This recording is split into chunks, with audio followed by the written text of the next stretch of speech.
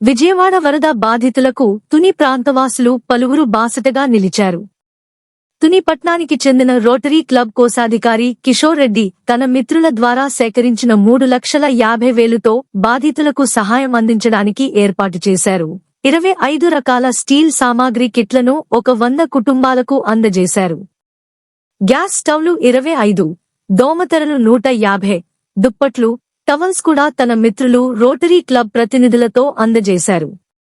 ఆర్థికంగా ఇబ్బంది పడుతున్న 20 కుటుంబాలకు 4,000 చొప్పున నగదు పంపిణీ చేశారు. ఈ కార్యక్రమానికి కారణం ఏంటంటే మనకి విజయవాడలో వరదల వల్ల ప్రజలు చాలా ఇబ్బంది పడుతున్నారు అని చెప్పేసి మనకి ఒక 3 వారాలుగా చూస్తూనే ఉన్నాం. అంతా కూడా ఇంచుమించుగా మనం కూడా ఏదైనా సహాయం చేస్తే బాగుంటుందని చెప్పేసి ఆలోచనతోటి ఎలా వెళ్దాము అనుకున్నప్పుడు ఏంటంటే అసలు కేవలం ఫోన్ ద్వారా ఇలా ఒక మెసేజ్ పెట్టడం జరిగింది. ఇలా ప్రోగ్రామ్ ఇలా ఒకటి చేద్దాం అనుకుంటున్నాం, అక్కడ అవసరమైన బాధితులకు మనకి ఏదైనా వాళ్ళకి అవసరమైనవి ఇచ్చి ఇలా సహాయం చేద్దాం అనుకున్నాం అంటే కేవలం ఒక 4 రోజుల్లోనే 2,50,000 రూపాయలు కేవలం ఫోన్లో మెసేజ్ ద్వారానే అందరూ స్పందించి మా రోటరీ మిత్రులు, అలాగే మా యూనియన్, మా రెడ్డి సంక్షేమ సంఘం, అలాగే బయట నుంచి కూడా చాలామంది మన స్నేహితులు, శ్రేయోభిలాషులు అందరూ కూడా చాలా బాగా రెస్పాండ్ అయ్యారండి. ఒక 4 రోజుల్లో 2,50,000 కలెక్ట్ అయింది.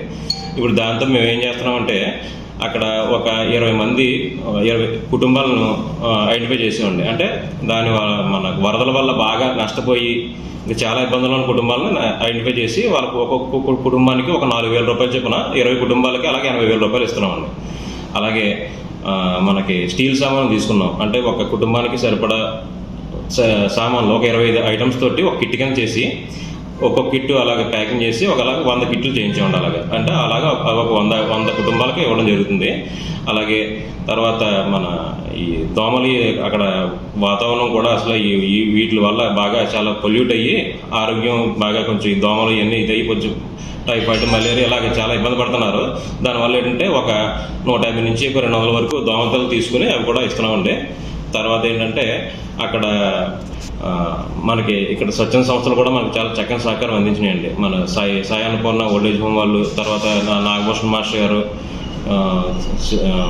శివరామకృష్ణ గారు, వీళ్ళందరూ కూడా ఏంటంటే వాళ్ళ దగ్గర ఉన్న బ్లాంకెట్స్ వచ్చినవి ఉంటాయి కదండి, కొద్దిగా ఎక్స్ట్రా ఉన్నాయి కొన్ని అలాగే బ్లాంకెట్స్, టవల్స్, తర్వాత టిఫిన్ బాక్సులు ఇవన్నీ కూడా మనకి వాళ్ళు ఇవ్వడం జరిగిందండి.